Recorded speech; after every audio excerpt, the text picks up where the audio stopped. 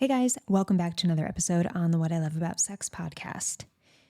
Flirtation is what we're going to talk about today. Are you a good flirt? Do you feel like you can improve your flirting skills? I feel like all of us feel this to a certain extent. We're like, am I doing the right thing, or could I do more? Or is my partner really into what I do? Am I doing what my partner really wants? Right? And if you really ask yourself, are you flirting the way you want to flirt? It's kind of an interesting question, because once you're in a relationship, you tend to forget to prioritize this, when in the beginning of a relationship, it was really important, right? And you didn't even really have to think about it. It's kind of just something you do in the beginning, like instinctually, to win over someone romantically. And all this flirty nature is all over the place. And then you get the person and you stop doing it because you feel like, all right, well, I used the flirting, got them, now I'm good. And this is not how we can think, not how we should think. I was listening to an episode on flirting by the Pillow Talks podcast, which is a great podcast for couples and relationships. Kind of covers a lot of the stuff I cover, by a couple, Vanessa and Xander. They're amazing. Shout out to them. And that's what inspired me to do this episode, because they did one on flirting, and I wanted to do one as well. But what they said was, when it comes to flirting, they ask the question, would you, think about when you get a job and you work really hard to get the job, and you try to impress the people, you hand in a resume that's all, decked out, and you're like, all right, I'm going to try my best to impress them. And then you get the job. You don't just slack off because you got the job, right? And it's like, okay, now I could fuck around, and I don't have to worry about presentation or being intentional about things or impressing them anymore. I already have the job. It's like, no, you actually do have to do that to keep your job. And that's how we have to think about relationships too. And it's really easy to feel like, all right, I got the person, I'm in, and I don't have to flirt anymore, or I don't have to be as mindful or put all this effort into it anymore, when you do, because it's not promised, And even in a marriage, yes, you did make a promise to each other. So I shouldn't even use the phrase promise, because you can still pull away from that relationship regardless.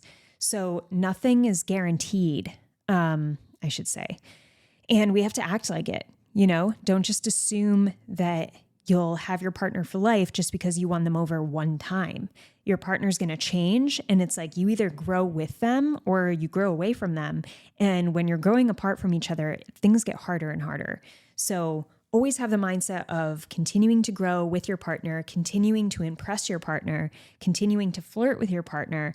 And you just be mindful of that always, because we have to constantly be impressing our partner in a healthy way, in a way of okay, we're growing together, we're changing together, and we're constantly putting in effort. We're not just giving up because we got the person and oh, I shouldn't have to try anymore. That's what happens in a lot of relationships, and people get lazy, and people also become less attractive when they have that mindset. Think about it. When you just give up on effort because you think you just have the person, you're not trying as hard. You're not doing those things you once did to impress your partner, show your best self. So you're showing less of your best self. You're probably feeling less of your best self. And you have this more lazy mindset that just has I expect them to stay around. And nothing's guaranteed. So try to get out of that mindset if you're in it. And flirting is a great step to do that and get you back into that effort place, and connecting with your partner. Because I talk a lot about conflict, right? I talk a lot about conflict and managing conflict and having some hard conversations. But if you can get to the point where you're continuously flirting and connecting, then those conversations around conflict become much easier. And something I realized recently, just over the last few days, is, wow, I really need to make more content about connecting and flirting. And that way, when there's enough connection, the hard conversations, which still have to happen and will come up, they'll be much easier. So that's why I wanted to do this week's podcast on flirting. Plus, I got a request to talk about flirting from my email newsletter. Shout out to Mark. He said, I'd be interested in a deep dive on flirting with my wife. Like, when is the right time? What is flirting that's welcomed? What's too much? What are the flirts that will leave her feeling good? Thanks in advance.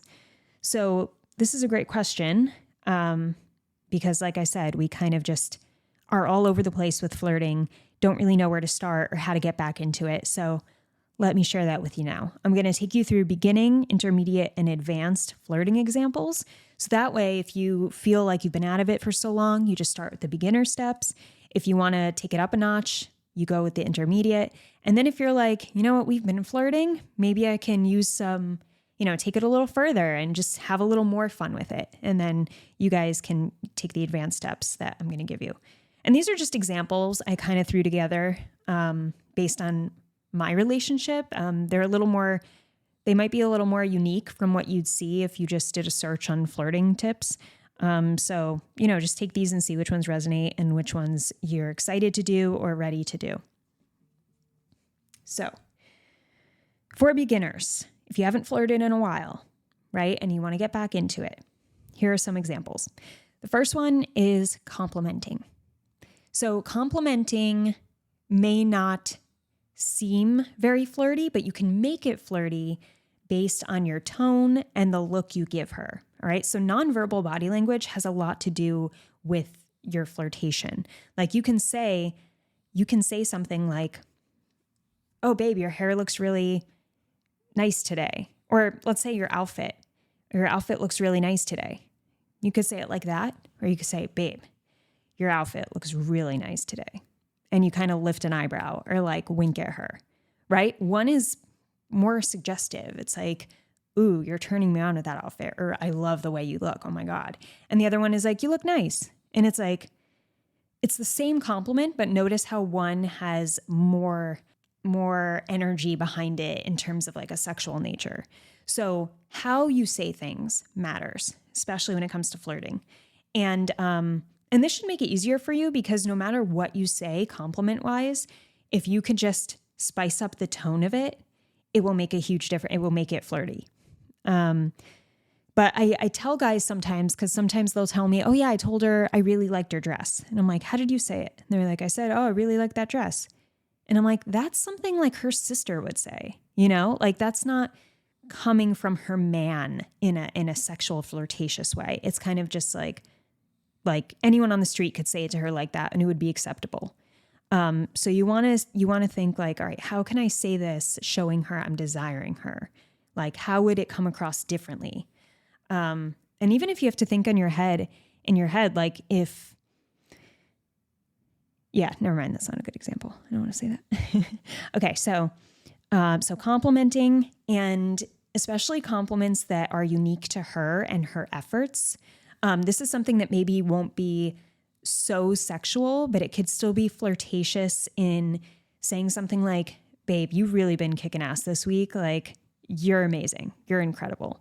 And you smile at her or give her like a pat on the butt or something, or grab her hand and like twirl her around and do something cute in the moment, like as you're saying that compliment.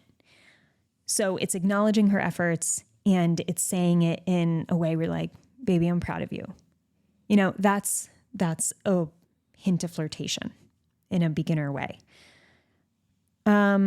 But I guess if you're a beginner, you're probably not going to twirl her around or hit her butt. Like that's something that will come a little later, but just using compliments, get in the habit of complimenting and notice how you say the compliment. That's going to make it more flirtatious or less flirtatious. Another beginner step or example for flirtation would be saying nice things about her in front of other people. This is underrated. When you say something about her in front of your friends or in front of a group, like, "Oh, well, she's been incredible. I mean, she's been able to do this and she keeps all the kids organized and she's like fucking super mom. Like, look at her. She's amazing. And you like, look at her. It's kind of like it's either comes across maybe sometimes in the way that like you're bragging about her, which is like cute. You're not going overboard. You're just making comments that fit the conversation. Or it's just simply complimenting her, one-to-one. It doesn't have to do with the conversation, but you're just pushing her hair back or, looking into her eyes and smiling at her while you're in front of other people. It's just something that's, I don't know, something about it. You doing it in front of other people is showing like, I'm proud of this woman. I'm proud of this relationship. And like, I want people to see our romantic connection because, not even that you want them to see. It's just like, I don't care who sees it. Like, I just want to show this to you right now, so saying nice things or doing nice things, for her, to her in front of other people. Of course, keep it, PG to an extent so you don't make people uncomfortable. But yeah, hopefully you get that point. A third example for beginners when it comes to being more flirtatious would be gentle touches. So I just used the example of, pushing her hair back or, touching her, lifting her chin and like giving her a little kiss or reaching for her hand and just even playing with her fingers, like while you're waiting for, I was about to say while you're waiting for the bus. I don't know why. I don't know why that came to mind. So random. But like you're waiting for something or you're waiting in line for food, you're just kind of like touching the lower of her back and like doing a gentle rub or, anything gentle. I think the pushing the hair back is a really sweet gesture. I know I really like that. I think it feels so gentle and so like, oh, like it has that awe factor. So gentle touches. And then a fourth example for beginners when it comes to flirtation is smiling more often, like just randomly. You don't need a reason to smile at your partner, or I don't think you should need a reason, and there's so many moments during the day when you can just look and give a little smile and move on. Nothing has to be said. It's not like it has no meaning, but like, I see you and I love you, or I see you, you're beautiful, I love you. And that's kind of what that smile means. It's just a present moment between you and your partner, locking eyes and you smiling. So yeah, hopefully these are easy enough for you beginners to start doing more consistently, and even pick one. You don't have to use these 4, but pick one and run with it, and see what that does for your relationship. See what doors that opens. Because it really does make a difference when you put in little effort out of nowhere. We bring in something new that doesn't take much, right? A little smile, locking eyes and smiling more often, randomly during the day. Like that's not taking a lot of your time or energy, but it's still putting in effort and it's going to pay off. All right. So just notice what these things do for you in your relationship. And when you start feeling more comfortable with these things, you'll be able to move on to intermediate examples of flirtation. And after the beginning, I do want to say though, after you're used to these beginning flirtatious tactics, it's good to talk with your partner about how they feel about flirting and what they like and what they don't. And this might be something that you have after these beginner flirting styles, like after you've been a beginner in your flirting level for a while. Maybe you have a conversation about like, hey, what do you like most when I flirt with you? Like, what type of flirting do you enjoy most from me? And here's what I love that you do, and it's kind of just having that conversation, because when we get to the intermediate and advanced tactics, they do get a little risky, where it's like some people are going to be either really for it or some really against it. And if you don't know if your partner's for or against it, it can hurt you guys if you're not talking about it and you're not sharing that, like, I really fucking hate being tickled. Like, seriously, stop. It's not cute, or your partner may love being tickled, so it's things like that, I'm going to go into the intermediate ones, but you can decide if you want to have a conversation about flirting preferences before the intermediate options or after so that you try them, notice if your partner is not into it, and then talk about it. But talking about it is key. You have to, at some point, talk about your flirting, what's enjoyable to you and what's enjoyable to your partner, and making sure you're both on the same page. So going into the intermediate examples, this one's not risky, but it's more eye contact regularly. So Vanessa and Xander, the hosts of the Pillow Talk podcast, polled their audience and said that most of them in long-term relationships were not comfortable even making eye contact. And it was a large percent of these people, and they were in long-term relationships. So like the fact that there's a discomfort making prolonged eye contact is a problem. So definitely work on that. If you're not comfortable making eye contact with your partner, that's a great first step. And like I said, that's a beginning flirt technique, but to do it more regularly, like on a daily basis, like locking eyes, having conversations where you're actually looking at each other. You're not on your phone, you're not looking away, you're not playing with the kids at the same time, like you're actually looking at your partner. And that's something you could pay attention to, like how often are you actually engaging in eye contact? And you might notice like, holy shit, we actually never lock eyes. Like for a whole day, I was focused on how often we keep eye contact, and it's hardly at all, so it might be a really interesting experiment to just try out for a day and see where you're at. And that will tell you a lot about the comfort within your relationship when it comes to conversations you have or your date nights, planning things together one-on-one. The eye contact is huge. And it's also wanted by many women.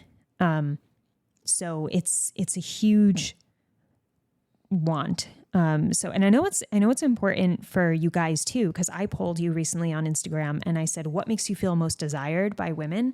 And eye contact was a pretty common response on that poll. So, moving on with intermediate examples of flirting, butt slaps. Most people love a butt slap, right? Like nothing crazy, doesn't have to be really hard. I know Andrew used to smack my butt really hard in the beginning of our relationship. Where like sometimes if I was turned on, it would feel great, but if I wasn't, it would hurt. Like I had to be like, ow, that's like too hard. Like, what are you doing? So he kind of eased up on that. But it's like I had to let him know that I had to be in a certain mood to take the big slaps and to enjoy them, right? And that's something that I had to call out, because how is he going to know? Like sometimes I react like I love it, and sometimes I react kind of annoyed, so you have to share that with your partner. You can't just assume. There shouldn't be assumptions made. You should always talk about what's annoying you, what feels good to you, and make sure they know that, right? It's only fair. It's only fair they know. And if they're trying things, you don't want to make them feel bad for trying. You just want to course correct.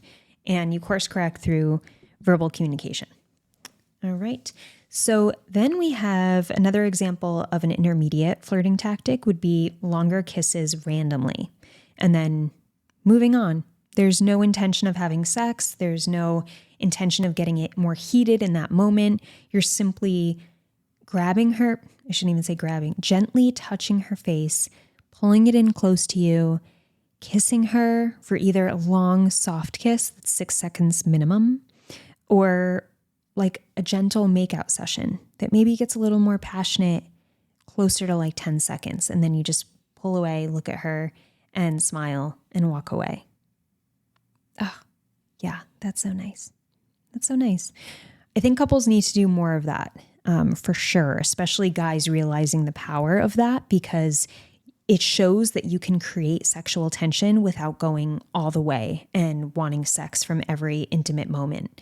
And I would say that a very common complaint among women is that they feel as though whenever they're touched, it's for the purpose of you wanting sex. So it never feels like you're touching her just to connect. It feels like you're touching her to get laid, which comes across as a selfish act, right? It's for you. It's not for her or for the connection of the relationship. So something to definitely keep in mind, and also let you know that the more you as the guy takes part in these flirtatious romantic moments that don't lead to sex, you're actually strengthening the control you have physically when it comes to your dick and ejaculating, but also just controlling your sexual urges a lot more. And also feeling that anticipation build up so that the sex you have eventually is much more pleasurable for the two of you. Okay. So yeah, definitely a good one. Important to do something sexy and cute and then move on. Don't try to get it to turn into something. And even if she wants it to turn into something, you should have the strength to be like, no, like wait for later, and that's something that a lot of guys don't do because they don't have the control to do that. So it's really a turn on when they do it. I know Andrew does that to me a lot. And I'm like, oh, and he's like, this is foreplay. Come on. And I'm like, oh, fine. Oh, and it just drives me crazy. So it's really good. Then you have another example of intermediate flirting tactic would be creating sexual tension. Okay, so this is more like an example would be you getting a hard on, right? And then based on something she does or says. And when you get the hard on, you take her hand and you put it on you and have her feel it. And you're like, look what you did to me. And you shake your head and you like wink at her or something, or like raise your eyebrows or have a suggestive look of like, look at what you did, you bad girl, and it's kind of like this fun little like, ooh, and it's not about like, look what you did, now we have to fuck. Like, it's not about that. It's about the little hint of like, oh, you get me hard. And then you move on. You keep the sex for later on, right? Like all of these flirtatious moments are foreplay buildup that you can use throughout the day that are not tied directly to sex. And that's the importance here. They're for the purpose of connection and for having fun in a romantic way that is going to make you want and crave each other more sexually. It makes sex a lot easier to have when you have all these moments. All right. Then we have another example of intermediate, which would be, this is more on the emotional side, but it would be reciprocal vulnerability. Okay. So an example of this looks like her sharing something with you that's a challenge or something she's insecure about. And she opens up about this insecurity with you. And instead of going to the solution place, which many guys do, they just want to solve her problem, which most women don't want anyway. So instead of going there, you share with her an insecurity that might be similar that you are struggling with. And it would sound something like, oh, babe, I'm sorry you're going through that. That's probably hard. And she's like, yeah, it sucks. And then you say something like, I know that I could feel insecure about X sometimes.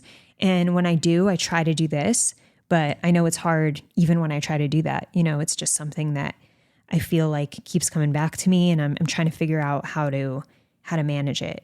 It's like, that's a great example of you sharing with her that you also go through with things that are similar to her. And you'd be surprised at how much this bonds the two of you together to share in the things you're struggling with. It's not complaining. It's not you being a victim. It's not you crying about it or whining about it. It's you just being honest and upfront with how you're feeling about a personal struggle. We all have them. I think that a lot of women would want more men to be vulnerable in this way and to share. It's, you're really putting yourself out there, and it makes you more human, and it just feels good to share in that, especially with a partner. So that would be, it's a less sexual version of flirting, but it does bring you together, and it does create a desire to be closer. So I just want to pause and let you know that I am open for one-on-one coaching. If you're looking for accountability because you're stuck in this place where your sex life is not where you want it to be, whether that's sex life with yourself, like your masturbation routine is just not good and it's really impacting your relationship with women, or if you're in this place where you're in a relationship already, but you're not performing the way you want to, you're battling some insecurities around that performance or around your sex life with your partner and you don't know how to navigate it or talk about it, then work with me.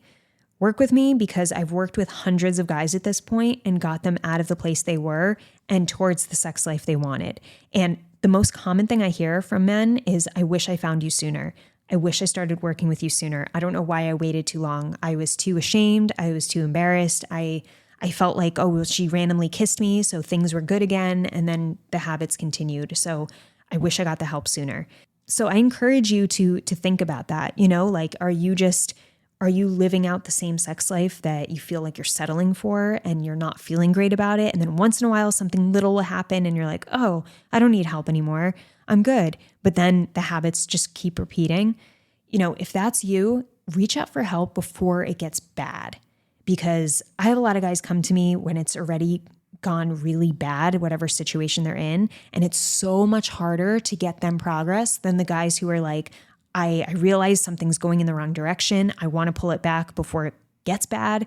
And those types of clients make the fastest progress and speed up into a place where they're like, holy shit, I can't believe my sex life is the way it is right now. Like, this is what I wanted and more. So be that guy who takes action. I'm there to work alongside you and give you every action you need to take. You just have to trust me and do what I tell you to do. You could take the thinking out of it. So if you want to work with me, the application is in the link of this podcast episode. And yeah, I'd love to at least do an intro call with you and see if we're a good fit. And then we'll move on from there. All right, moving on to advanced flirting techniques. So at this point, you are an expert. I'm just kidding. This just means that you are at this place where you're much more comfortable with your partner, which is great. You understand them a bit more. So at this point, you could take more risks in the way that you're flirting. And of course, even with the risks, you have to talk about it. You have to talk about them and make sure that your partner's on board with you in doing this kind of stuff. So for instance, the first example is making random things sexual. So this could be really annoying, or it could be really funny and fun and flirtatious. And I'm trying to think of an example, but it's just so random. There's not even a good, clear example, because it could be anything. It could be like, me putting pepper, or like Andrew putting pepper in the salad, and then me saying, I want you to pepper my salad. It's like, what?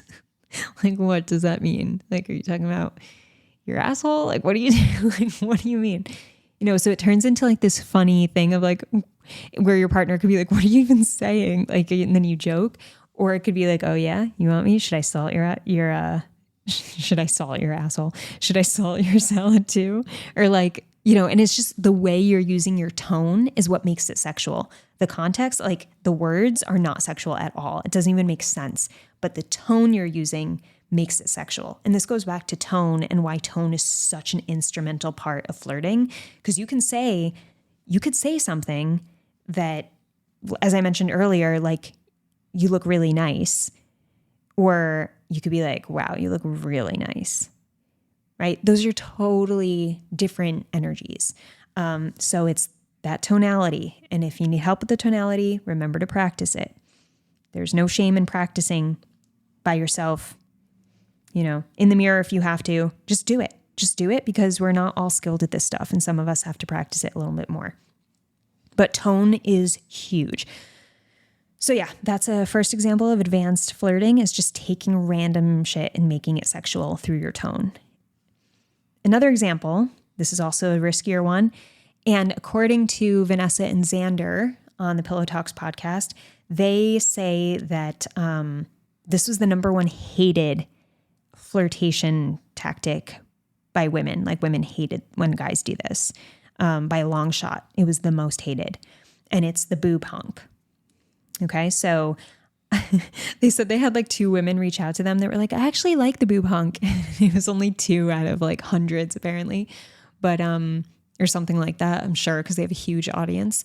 But I personally also enjoy the boob honk because Andrew does it in a very specific way, and we started it when we first got together. So it's kind of like this memorable. It reminds me of like it's been there our whole relationship. It's funny. He makes a certain noise. Like, we both laugh every time. It's also could be cute.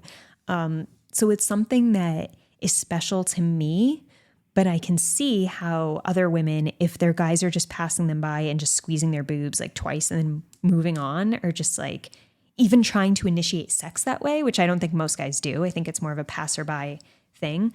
I could see how that could be annoying, especially if it's like the main way they flirt or touch her. Like if Andrew never touched me and then he would randomly squeeze my boobs when he walked by, I would be pissed. I'd be like, get the fuck off me.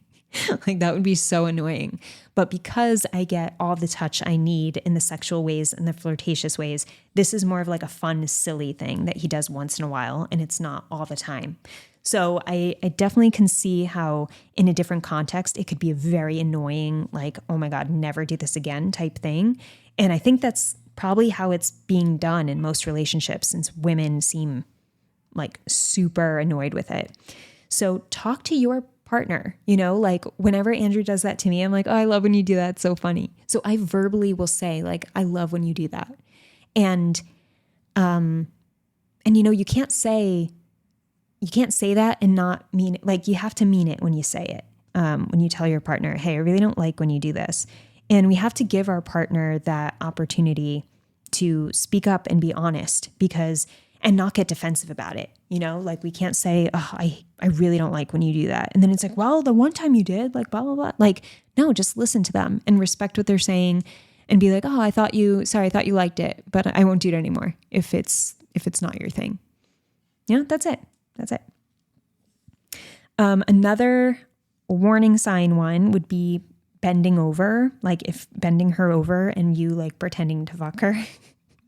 This is another risky one. It's not going to work for every relationship. Some people it will. Once again, this one works for me. I just think it's funny, and it's done by Andrew within certain contexts. I guess he just has good timing with it that makes it fun and funny. He's never doing it to seriously get me turned on. He's not doing it every day.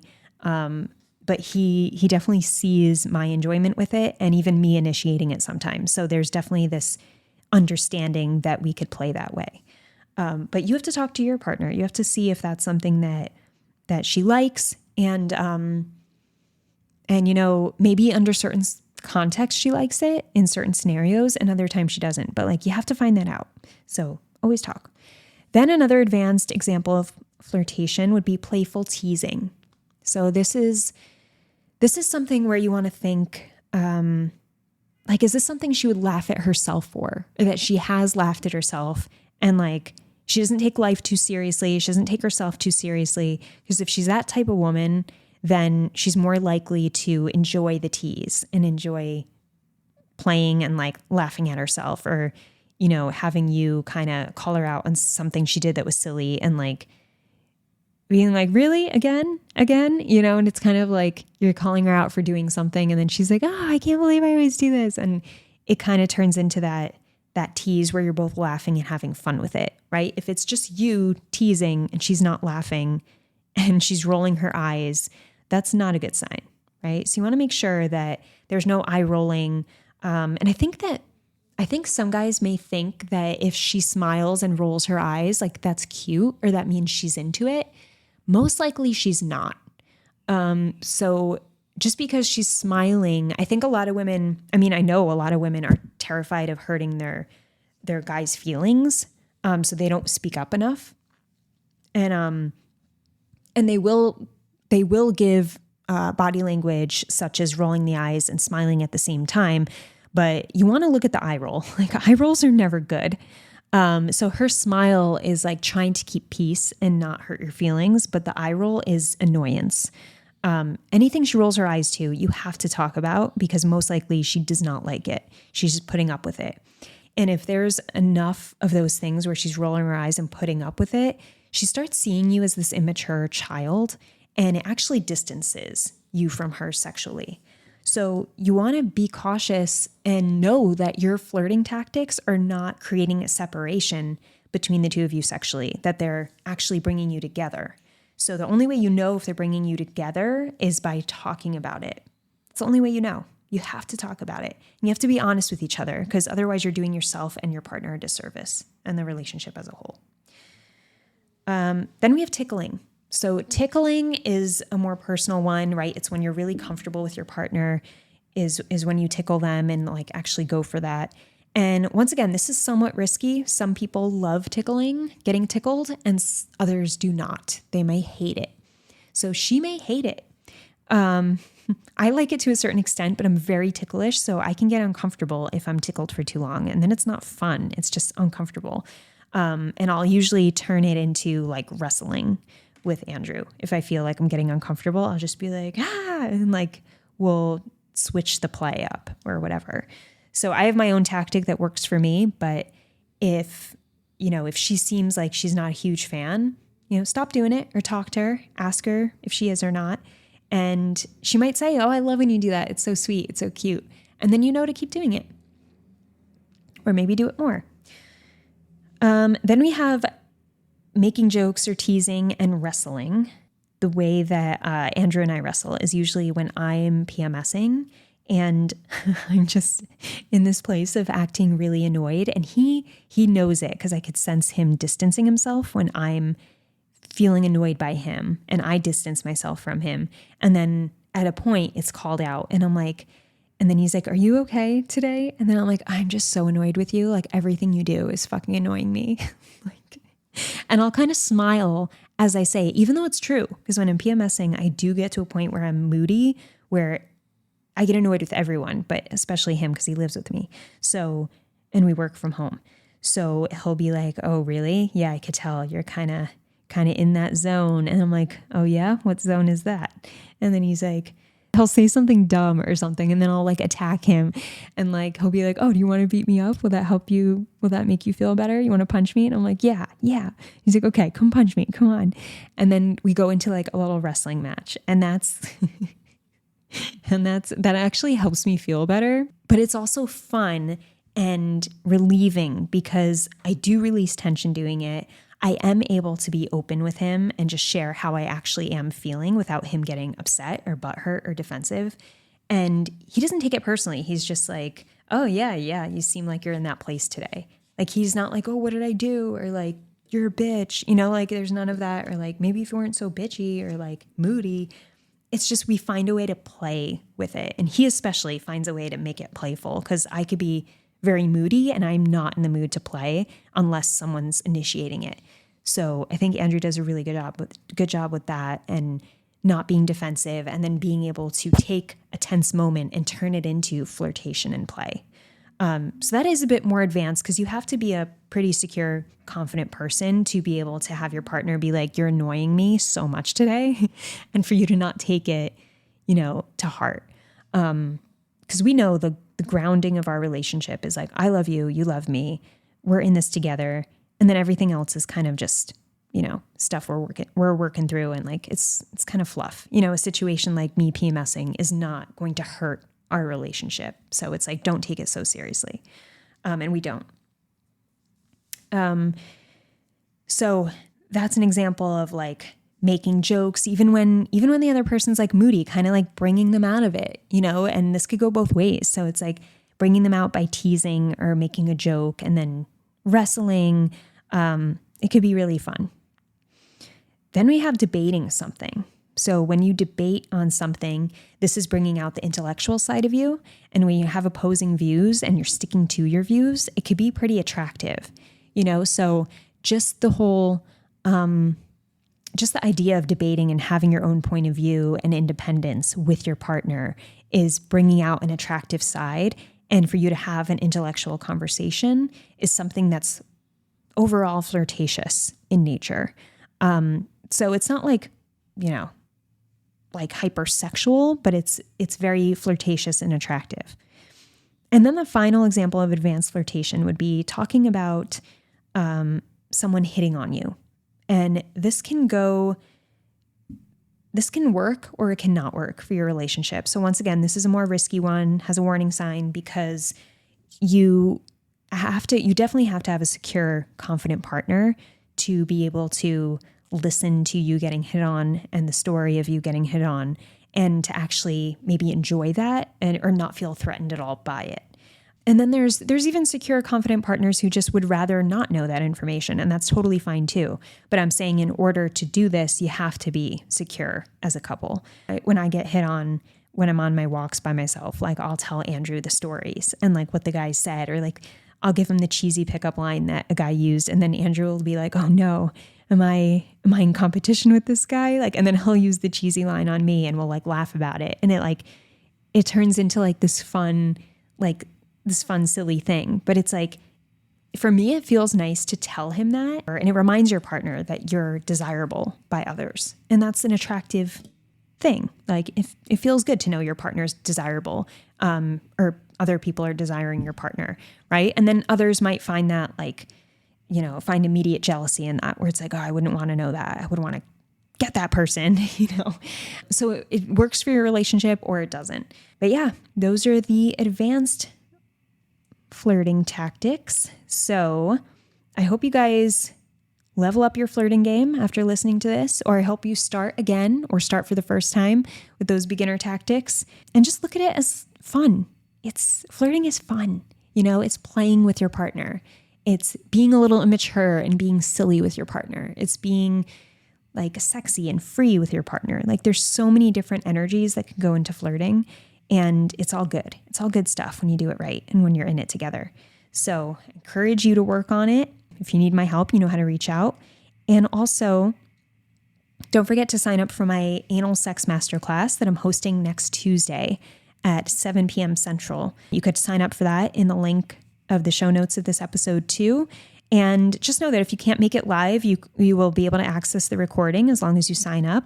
And I'll be covering everything from before, during, and after anal sex in terms of the pre-care, the techniques you want to use during, how to have the best anal experience, the aftercare, and also talking about some extra stuff like prostate massage and how to get her really relaxed for the best anal sex. So, like I said, the link to sign up for that is also in the description of this episode. I hope I see you there. And that's it. Have an amazing morning, evening, or night, wherever you are in the world, and I'll talk to you soon.